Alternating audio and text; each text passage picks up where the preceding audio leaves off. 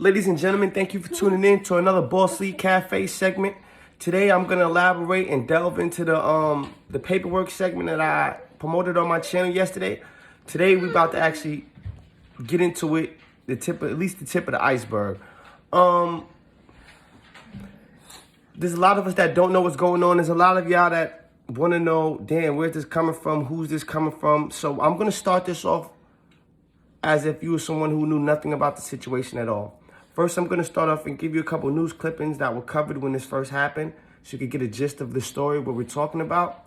And then I'm going to delve deeper into who reached out to us. He has some words that he actually put into this video as well, so you guys could hear what he had to say on why he's doing what he's doing, why he decided to put this out now, etc., etc. So I hope you enjoy. Make sure you hit the like. If you're not a subscriber, make sure you subscribe. This is going to be an ongoing investigation. We didn't even get to the minutes of the segment yet. This is only part one. Tune in. Tonight, dozens of suspected gang members, some of them accused of murder, are behind bars tonight. 73 suspected blood gang members charged today in one of the largest federal indictments ever in our area. However, tonight, 10 of the suspected gang members still on the loose. NBC Charlotte's Rachel Brown joins us live tonight. And Rachel, you've been looking over this 162-page indictment. We will prosecute gang members who commit crimes to the full extent of the law, and we will devastate their networks and starve off their revenue sources and deplete their ranks. What they should know is we are going to come after them with our federal, state, and local partners. It is that simple. You may have already seen it, but this is the indictment that was returned by a federal grand jury this week. This indictment represents so much more than the 162 pages, 83 defendants, and 69 charges contained within it. This indictment represents 6 dead, 9 attempted murders, robberies, guns, drug distribution. It represents a lot of crimes, violent crimes, that you might expect from a gang like the United Blood Nation.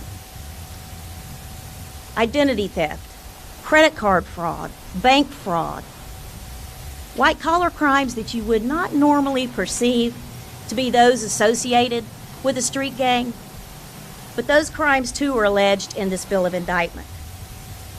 And they signify the sophistication and the diversification of this network.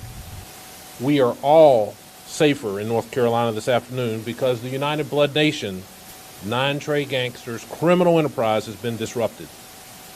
Before sunrise this morning, approximately 600 law enforcement officers set out to arrest 55 members of the 9 Trey gangsters. The remaining 28 subjects were already in custody, either serving time in prison or arrested for other crimes during the course of our investigation. Additionally, we had arrest teams from other parts of North Carolina and up and down the East Coast in New York, South Carolina, and Florida to assist us in getting these subjects off the streets.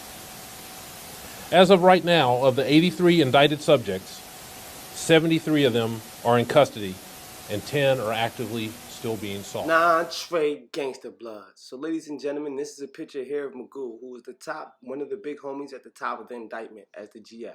This is Frank White, one of the other GFs at the top of the indictment. And this is Uno B, the individual who reached out to us, and you're going to hear audio clips from him shortly. I also ventured out and got the mugshots of all their co-defendants. They had the mugshots online of everybody who actually pled guilty. So I inserted the pictures of everybody who was pled guilty. Now, the first 3 top dog big homies, individuals I just showed you, which was Magoo, Frank White, and Uno B. Uno B was the only one to plead guilty. Frank White went to trial, and so did Magoo. Now, when Uno B pled guilty and took the plea agreement, this is what started the whole trial and tribulation between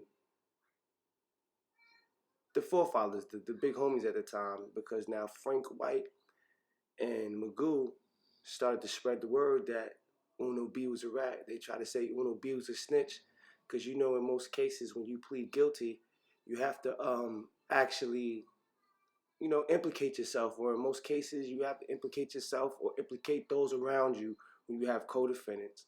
So with that situation, they tried to insinuate that Uno B was actually telling. So Uno B reached out to us, and this is why he stressed the importance of the sentencing, the statement of reasons in his sentencing minutes, which is he's about to be sending to me. It's on the way. Right now we have the statement of reasons, which shows the checklist of what he was sentenced for, what guidelines he was sentenced under, and why.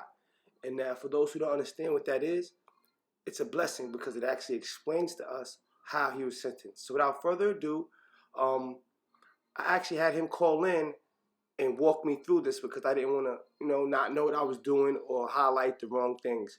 So as I'm going through it, you're going to actually hear audio from him guiding me step by step through the transition. So ladies and gentlemen, I hope you like it. Hope you enjoy. Make sure you can smash the like button, press the share, and subscribe. And if you could donate to the Cash App. My Cash App is Also Bossly Live. $ Also Bossly Live. Ladies and gentlemen, I hope you enjoyed this segment where, this gang life that we all know all too well, unfortunately comes with a big burden at the end of the day. So, like I said, ladies and gentlemen, without further ado, here we go. Yo, hello, Uno? Yo. Yeah. All right, so I got the statement of reason right here in my hand. Okay, here we go. Now, boom. All you're looking for is, you see on the boxes, if there's an X in the box, that's what you pay attention to. So you go down, it's the first page, court find the pre-sentence investigation report, there's an X. The court adopts the pre-sentence investigation report without change. You go through it, there's no X's. The next X, no count of conviction carries a mandatory minimum sentence. The next X, the fine is way below the guideline range because of inability to pay. Turn the page over. Guideline sentencing determination. The next X, the court imposes a sentence otherwise outside the sentencing guideline system. Now that's the key ingredient, because now if a person gets a sentence below his guideline range, there's a reason for that. Yeah, like that's usually when they do to get a 5K one letter or something like that. Exactly. Now look. It's gonna show you that. So now the next joint, departures, no X. The next joint, no X's. Now look right here in C. It says reason for departure. Right? You see all these boxes? Yeah. Now look, the first one. You see it says substantial assistance, 5K1. You see it at the bottom? Yeah, I see it. Yeah. There's no X. None of these boxes is checked. Go to the next page. Court determination for variance, right? Yeah. You see the box that's checked? Above guideline range. Exactly. Now they gave me a sentence above my guideline range, not below. So they gave me more time than I was supposed to do. And now we're about to find out why. The next box that's checked, government motion for variance. The Fed put a motion in to give me a higher sentence. The next box that's checked, the nature and circumstances of the offense. Pursuant to X, generally aggravating or mitigating factors. The UBN is a criminal enterprise that has a culture of criminality who has its own set of rules. We go down. Here goes the next three X's. To reflect the seriousness of the offense and to promote respect for the law, to provide just punishment for the offense, to afford adequate deterrent to criminal conduct, to protect the public from further crimes that is defended. Now, this is the biggest part. Go to the bottom. You see it says state the basis for the variance? Right. Right there. Now what does it say? The court will grant an upward variance of 9 months, which is justified by the post-plea agreement actions of the defendant that are threatening and intimidating.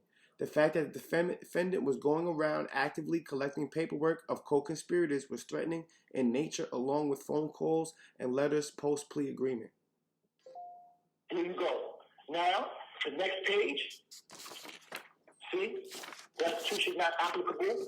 The signature of the judge. Got it. That's the judge right there. Now. me more time. They gave me 9 months extra above my guideline range in the feds because when these faggot niggas promoted that I ratted, I started getting up all the paperwork, their paperwork, my paperwork. This exactly what I just did with you. Exactly what I just did with you, bro, is what I was doing. And the feds gave me more time for that because they made it seem like you're threatening your co-defendants. That's a threatening thing. Why are you collecting all this paperwork? Why are you doing this? And they gave me more time for that. So, ladies and gentlemen, there you have it from the horse's mouth itself. You got it live from Uno B, touching on the topic, letting you know his side of the story. See, in most cases, a lot of people don't get the opportunity to even speak on this side. So it's hard to determine what's fact, what's fiction, what's real, what's slander. But now in this situation right here, and him defending his honor and his name, he's exposing someone else. We're going to get to that in the next segment. I hope you enjoy. Don't miss it. Salute to the next one. This might be the best one. You already know.